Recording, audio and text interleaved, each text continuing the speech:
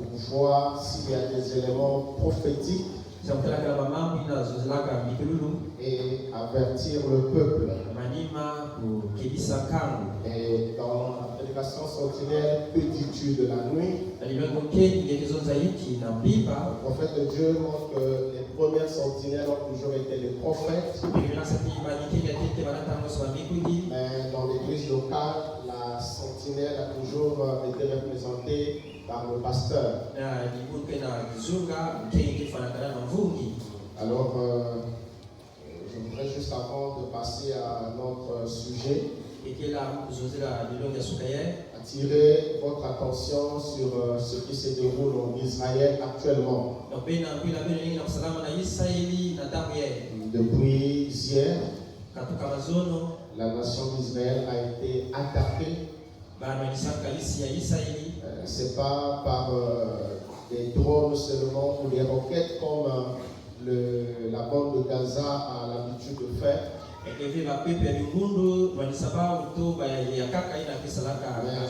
Ils ont utilisé tous les systèmes d'attaque qui existent.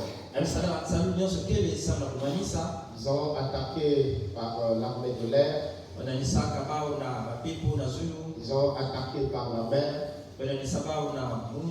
Et ils sont même entrés en plein Israël. Ils ont utilisé aussi des forces terrestres.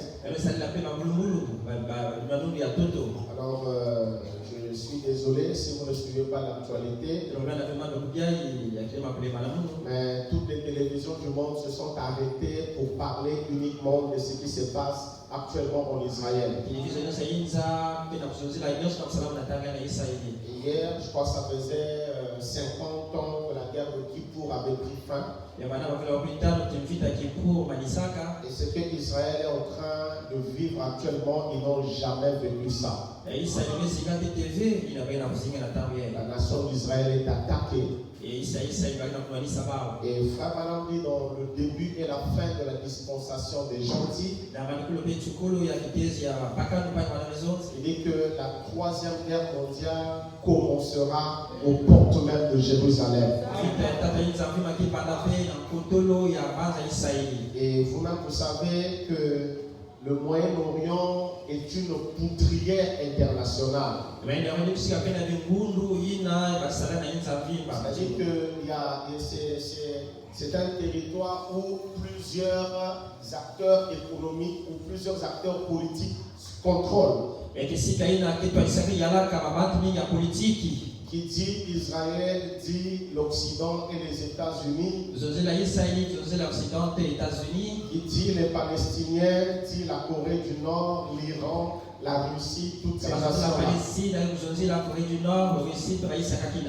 Alors, le Premier ministre israélien a dit que compte tenu de ce qui s'est passé, les Palestiniens venaient d'ouvrir la porte de l'enfer. Et qu'ils vont riposter comme ils n'ont jamais fait. Et toutes les nations sont attentives à ce qui se passe. Et nous, ça nous interpelle. Parce qu'il y a deux nations que nous sommes, peut-être une troisième que nous sommes censés surveiller. L'histoire de la prophétie biblique. Il y a Israël qui est l'horloge de Dieu. Il y a la Russie qui est l'impie que Dieu va utiliser pour détruire la terre. Et il y a les États-Unis qui est cette bête-là qui était assez forte et que la Russie va détruire. Ce qui se passe en Israël nous interpelle. Nous interpelle pour rappeler à l'Église que d'un moment à l'autre, le volcan peut s'allumer. Est-ce que vous comprenez ça? Je pense que l'Église vous est suffisamment enseignée. On a enseigné ici sur la mission prophétique de Dieu a confié, on a tout un enseignement, c'est sur YouTube. Comment Dieu va oindre des païens, des impies, pour détruire la terre. Et ce qui se passe actuellement en Israël, quand vous irez à la maison, allez regarder cela. C'est pas la blague, mes amis. Alors, ça m'amène à lire cette citation. Frère Madame dit dans Acte toi de te sauver là. Paragraphe 65. Il dit que ceux qui attendent la venue du Seigneur. Est-ce que vous vous attendez à la venue du Seigneur? Parce que nous ici, nous ne croyons pas que Jésus est déjà venu. Nous attendons la venue du Seigneur. Donc, on parle de nous ici. Ceux qui attendent la venue du Seigneur veillent à tout ce qui se passe. Je peux écouter un amen? Voilà, il ne veille pas pour savoir le frère intel a fait ceci, la soeur a fait ceci. Il veille sur ce qui se passe, les événements qui se passent. Béni soit le nom du Seigneur. Il veille pour voir l'accomplissement de quelque chose, exactement comme un morceau de métal vis-à-vis de l'aimant. Il veille pour voir cela arriver. Donc il veille sur les événements. Cet événement se déroule. Qu'est-ce qu'il y a derrière cet événement? Cet événement peut aboutir à quoi dans la prophétie? C'est pourquoi Israël, c'est l'horloge de l'Église. Et ce qui arrive en Israël actuellement doit nous interpeller. Parce que moindre faux pas, le monde bascule. Nous avons enseigné ici, nous avions dit que aucune guerre ne commence subitement. Il n'y a que dans les films des Chinois où les gens se battent. Mais dans des vraies guerres, ceux qui ont étudié la première et la deuxième guerre mondiale,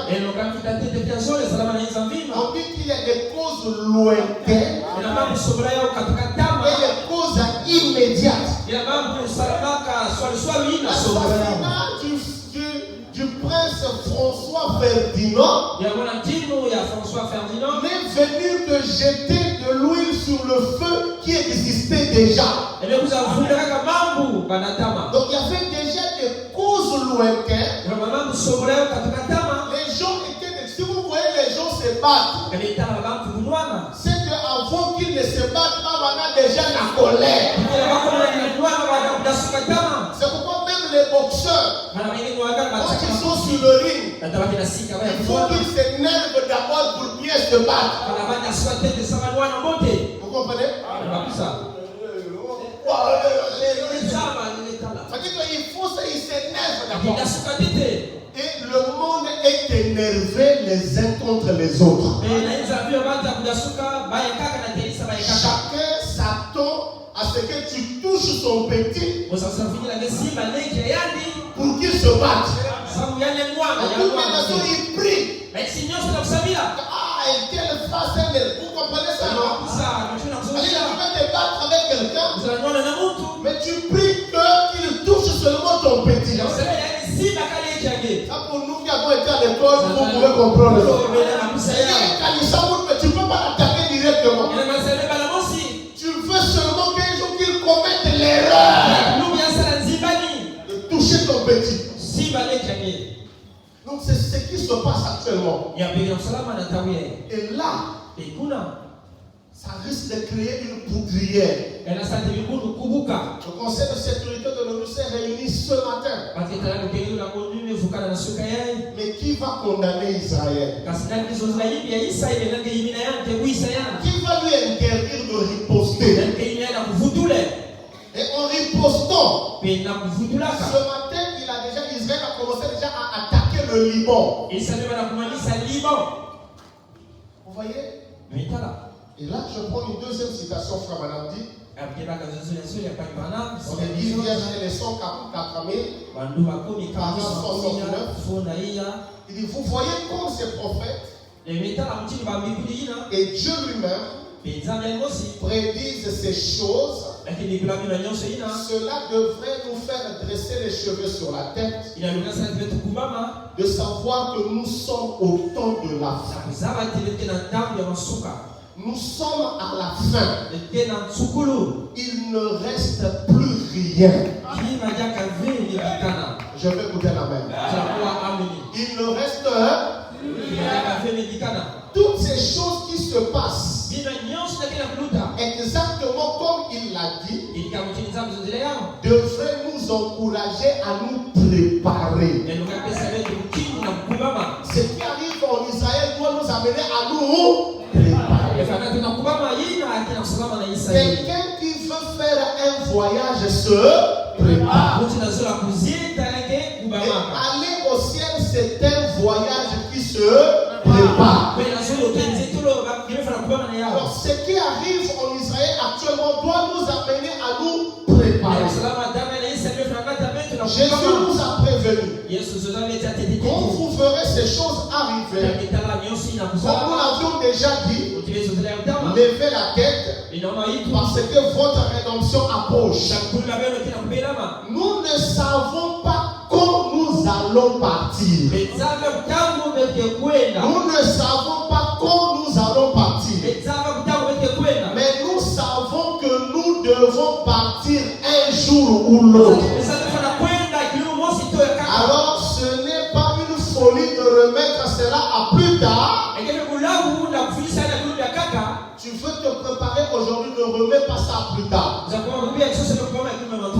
as des choses à réparer, ne renvoie pas ça à plus tard. C'est pendant qu'on est vivant qu'on met sa vie en ordre. J'ai parfois l'impression que le catholicisme est devenu plus que des individus. Qui croient que la mort change l'identité d'une personne. La mort ne change pas l'identité de la personne. Si tu meurs avec des péchés inconfessés, tu vas en enfer. On ne va pas au ciel parce qu'on priait dans une église tabernacle. On va au ciel parce qu'on a été prêt. C'est le moment de nous préparer. Hébreux chapitre 7, deuxième partie. 423 frères Valentin. Voici l'alliance éternelle. Frères, recherchez-la vous-même. Ce qu'il y a dans votre propre cœur. Aimez le Seigneur. Soyez réellement certains que vous êtes sauvés. Je vais écouter la main. Soyez réellement certains que vous êtes sauvés. Ne prenez pas de risque à cela. Peut-être que je suis sauvé. On dirait que je suis sauvé. Donc il faut que tu sois certain. Vous êtes en train de jouer. Il dit, nous les Américains, nous aimons jouer. Prendre les risques. Mais ne prenez jamais de risques avec cela. Soyez donc certains d'être en ordre. La main. Est-ce que tout le monde est en train de lire? Soyez donc certains d'être en ordre. Non pas parce que vous avez adhéré à l'église, mais parce que vous êtes véritablement nés de nouveau.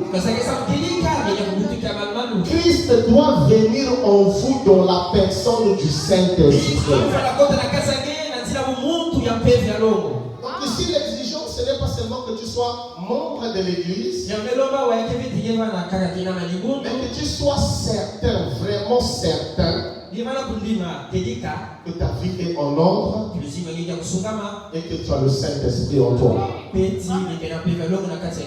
que je peux écouter la main? L'heure est avancée. Nous, au Congo, on peut avoir la guerre, on peut pleurer, il n'y a pas de problème. Mais on n'a aucune prophétie concernant le Congo. La RDC peut connaître la guerre, on peut regretter, mais il n'y a pas de problème. Parce qu'il n'y a aucune prophétie qui concerne la RDC. Donc, on peut avoir la guerre, les gens peuvent mourir, on peut pleurer. Mais on n'a aucune prophétie concernant l'Angola. Même la France peut avoir la guerre, on peut pleurer. Il n'y a aucune prophétie qui concerne la France. Mais quand c'est Israël, il y a un problème. Est-ce que je peux écouter la main? Quand c'est Israël, il y a un problème. Quand on attaque Israël, j'ai jamais vu que les gens aient été tués en Israël comme ils ont été. Les terroristes ont kidnappé des colonels, des généraux, des milliers de gens. Ils ont traversé la frontière. Ils les ont amenés en Palestine. L'heure est grave. Alors là, j'aimerais simplement dire, c'est pas moi qui le dis, je répète la Bible, que celui qui est saint se sanctifie davantage.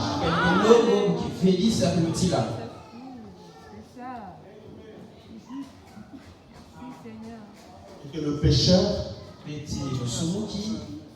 j'aimerais juste te dire, que tu continues de pécher davantage, que le pécheur se répande. Parce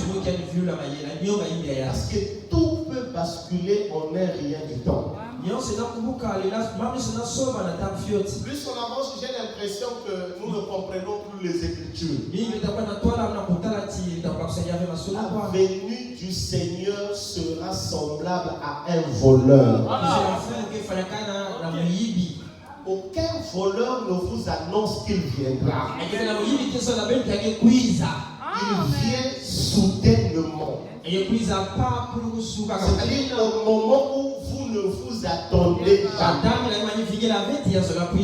Mais nous avons la grâce d'avoir reçu un prophète qui a pu nous dire que même si je ne peux pas vous dire exactement le jour où le Seigneur viendra, mais quand vous verrez ceci, quand vous verrez ceci, ne soyez plus dans la distraction. Et c'est là que je répète ce matin, c'est très important dans le christianisme d'avoir un prophète.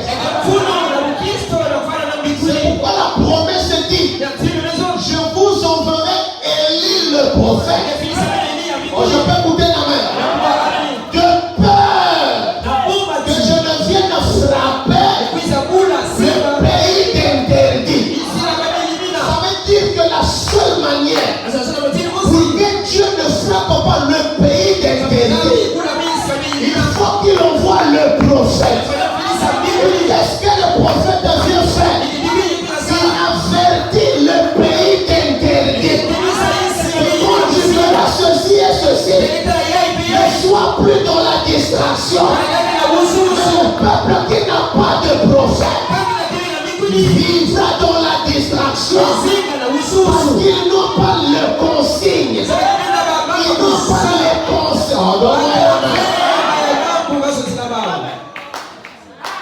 Nous avons des consignes. Et dans l'armée, si un soldat a des consignes et qu'il meurt, c'est sa propre faute. Parce que il faut respecter.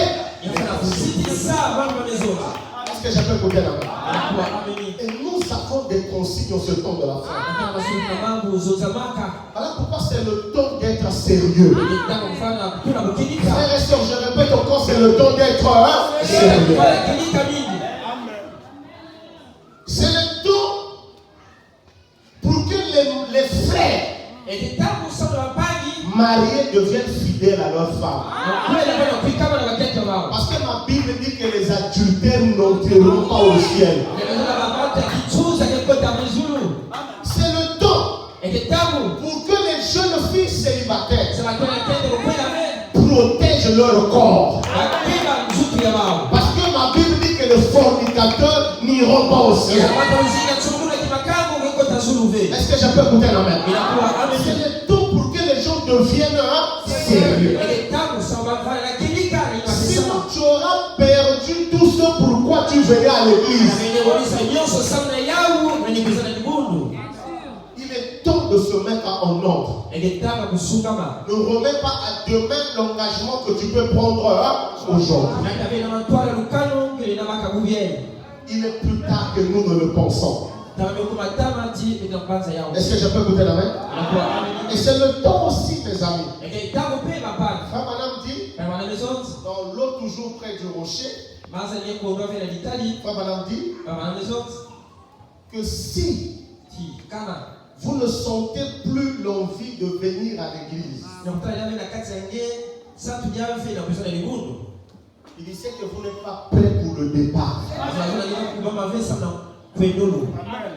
C'est Branham. Amen. Je vous ai toujours dit, je n'ai encouragé personne de croire au message. C'est vous-même qui avez dit le message. Donc ça signifie que la maturité ou la croissance d'un chrétien nécessite ce que la Bible appelle par l'assiduité. C'est ce que la Bible parle.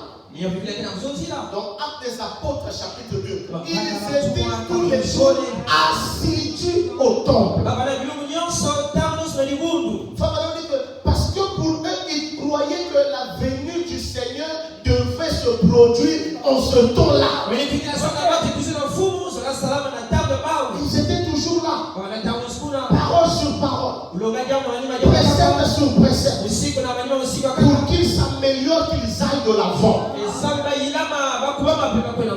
Est-ce que je peux écouter l'amen? Toi, tu deviens dominicain, ça ne s'explique même pas. Il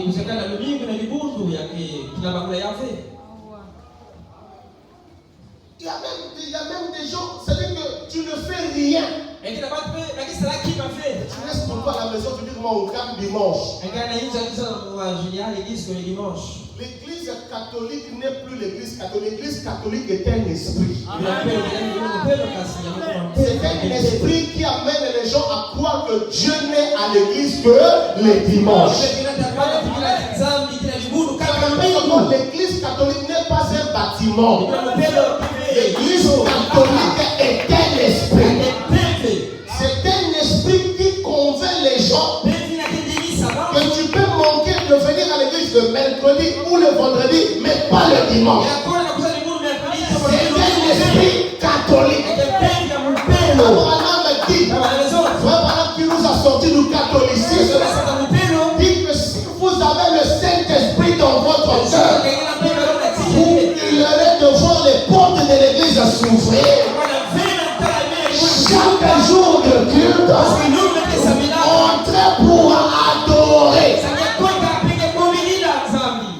C'est ce que notre message nous apporte. Et ça fait en sorte que beaucoup de gens puissent monter l'enlèvement comme ça. Si tu travailles et que tu es dans l'impossibilité d'être à l'église, on comprend qu'il ne s'agit pas de ta volonté. Mais si c'est quelque chose que toi-même tu peux fermer, c'est ta boutique, c'est ce que tu fais, c'est ton magasin, c'est ton atelier, c'est ton garage, c'est ton.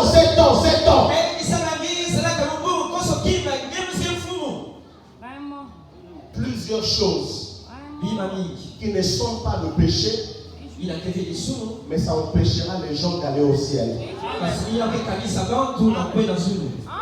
Ça s'appelle les occupations personnelles. L'envie de vouloir devenir grand, mais en piétinant la parole de Dieu. Il est plus tard que nous ne le pensons, mes amis. l'heure est grave. Israël se réveille, l'Église aussi se réveille. Parce que nous ne sommes que le spirituel d'un peuple qui est naturel, Israël.